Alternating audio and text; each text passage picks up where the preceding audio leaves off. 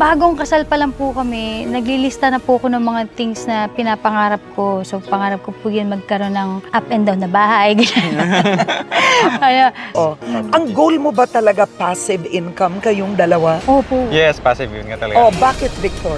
Pag magre-retire tayo, wala na tayong isipin. Finances will not be a problem. So, that's our goal mula nung umpisa ng marriage namin. Oh, good one. First year pa lang po ng marriage namin, Miss Karen, naghanap na agad kami ng foreclosed na apartment. Alam mo?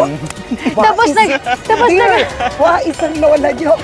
sabi ko sa asawa ko, Nagkahanap ka ng foreclosed. foreclosed. Since hindi pa po kami marunong mag-build at that time, ginagawa po namin, re-repair lang namin. So, hire kami ng carpenters, tapos i-repair namin, so magpaparent kami, ganyan po. So, ngayon, ang dami na po namin ganong properties, passive income na po kami, puro mga apartments. My gosh! Kalbin! Kalbin!